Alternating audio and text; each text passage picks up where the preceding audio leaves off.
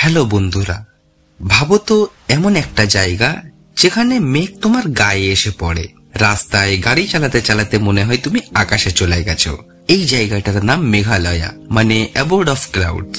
আজ আমি তোমাদের নিয়ে যাচ্ছি একটা 5 দিনের যাত্রায় শিলং, চেরাপুঞ্জি, ডাউকি আর সেই ট্রান্সপারেন্ট রিভারের ড্রিম ওয়ার্ল্ডে। আর এই ভিডিওতে থাকবে পুরো ট্রিপের খরচ, কোথায় কি করবেন, মানে এভরিথিং ইন ডিটেল।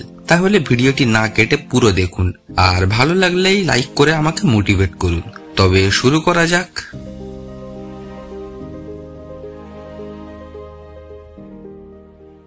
প্রথম দিন সকালে আমাদের যাত্রা শুরু হলো কলকাতা থেকে। ট্রেনে বা ফ্লাইটে চেপে পৌঁছে গেলাম গুয়াহাটি। এখান থেকে শেয়ার ট্যাক্সি বা গাড়িতে শিলং। দূরত্ব প্রায় 3 ঘন্টা। যেতে যেতে দেখলাম রাস্তার দুপাশে পাহাড়, মেঘ আর মাঝে মাঝে বৃষ্টির গন্ধ, একদম সিনেমার মতো। 3 ঘন্টা পর পৌঁছে গেলাম শিলংয়ে। একটা সুন্দর হোটেলে উঠলাম, ভাড়া প্রায় 1500 টাকা প্রতি রাত। বিকেলে ঘুরলাম পুলিশ বাজার, শিলংয়ের সবচেয়ে লাইটে ভরা জায়গা। আর সেখানকার লোকাল ক্যাফেগুলো এক কথায় পারফেক্ট ভাইব। সেই সময়টা এনজয় করতে করতে কেটে গেল প্রথম দিন।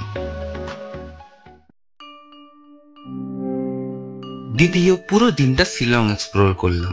প্রথমে গেলাম ওয়ার্ডস লেকে, তারপর শিলং পিক থেকে শহরের উপরের ভিউ একেবারে অসাধারণ। তারপর এলিফ্যান্ট ফলসে গিয়ে মেঘের মধ্যে সেই জলের আওয়াজটা একেবারে অন্যরকম অনুভূতি দেয়। বিকেলে গেলাম ক্যাফে শিলং, কফি, রেন আর সফট মিউজিক, মনে হচ্ছিল সময়টাই থেমে গেছে। এই দিনের কার প্যাকেজ পড়লো 2000 টাকা।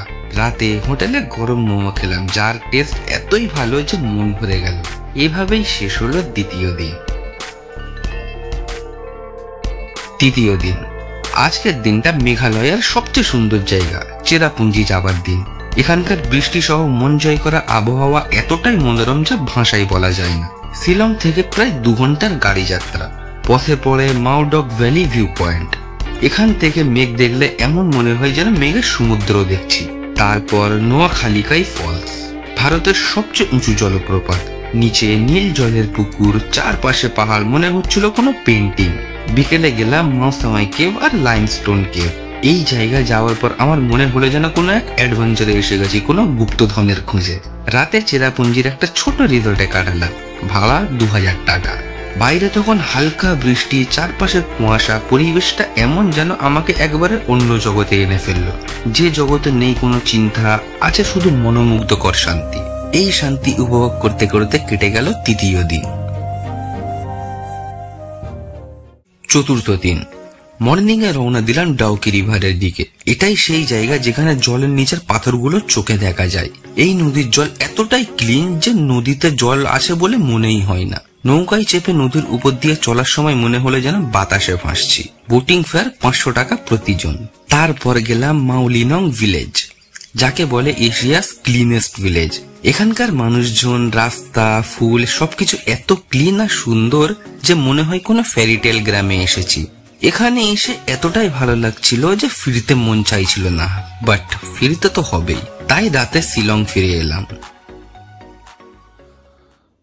লাস্ট ডে, শেষ দিনের সকালটা কাটালাম শিলং এর ডন বস্কো মিউজিয়াম আর লোকাল মার্কেট ঘুরে। তারপর রওনা দিলাম গুয়াহাটি ফিরতে। রাস্তার মাঝে থামলাম এক পাহাড়ের ধারে চা খেতে। নিচে নদী, সামনে মেঘ, সেই মুহূর্তটা এক কথায় প্রাইসলেস।